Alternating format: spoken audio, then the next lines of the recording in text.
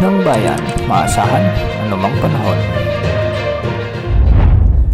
Magandang araw po sa ating lahat. Ngayon ay araw ng Linggo, July 20, 2025 at narito na ang pinakauling update sa magiging lagay ng ating panahon at sa binabantayan nating bagyo sa labas ng ating area of responsibility. Sa kasalukuyan ay patuloy nating minomonitor ang dating si Bagyong Krising at ngayon ay isa ng severe tropical storm. Sa ngayon nasa layo na itong 655 kilometers kanluran ng Itbay at Batanes. At taglay pa rin ang lakas ng hangin na maabot sa 100 km per hour.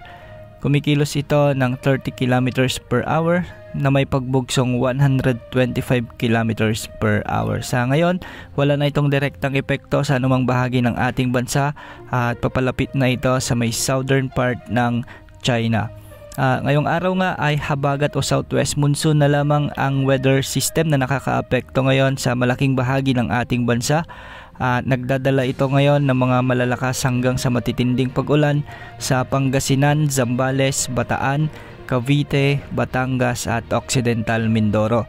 Ang mga lugar na ito ay pinapayuhang maging alerto sa banta ng mga pagbaha at pagguho ng lupa, lalo na kung may mga katamtaman hanggang sa malalakas at matitinding pagbuhos ng ulan. Samantala, magkakaroon naman ng mga pabugso-bugsong pag-ulan dulot ng habagat ang Metro Manila, Benguet, Tarlac, Pampanga, Bulacan, Oriental Mindoro at ang nalalabing bahagi ng Ilocos Region. Pinapayuhan din natin ang mga nakatira sa mga lugar na ito sa banta ng mga pagbaha at pagguho ng lupa, lalo na kung may mga katamtaman at malalakas ding pag-ulan. Dahil pa rin sa habagat, asahan naman ang maulap na kalangitan na may mga kalat-kalat na pag-ulan at pagkidlat-pagkulog sa buong Visayas, ang nalalabing bahagi ng Luzon, sa may Zamboanga Peninsula, Northern Mindanao, ang Caraga Region.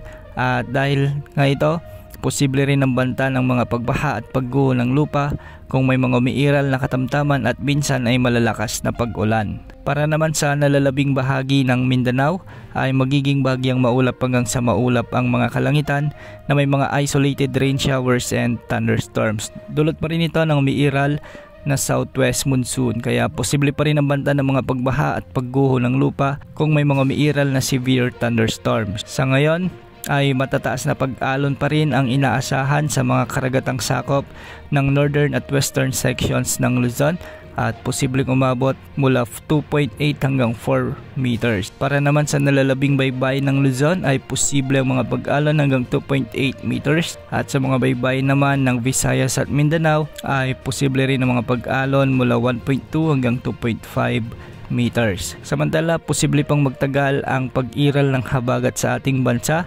dahil may posibilidad na may mabuong sama ng panahon muli sa silangan ng bansa sa mga susunod na araw. Ayon sa pinapakita ng mga global wind models ay posibleng magkaroon ng sama ng panahon at kung sakaling ang lumakas ito ay tatawagin itong Bagyong Dante. Inaasahang palalakasin muli nito ang habagat na magdadala ng mga malalakas hanggang sa matitinding pag-ulan, lalong-lalo na sa kanlurang bahagi ng ating bansa. Hindi naman ito nakikitang tatama sa anumang bahagi ng ating kapuluan, ngunit paghandaan natin ang mga dalang pag-ulan nito dahil siguradong i-enhance o palalakasin o hatakin na naman nito ang malakas na habagat sa mga susunod na araw. Ating antabayanan ng mga susunod na updates ukol sa potensyal na bagong sama ng panahon na ito. Yan munang lagay ng ating panahon ngayon. Ito po ang weather update ng bayan, maasahan anumang panahon.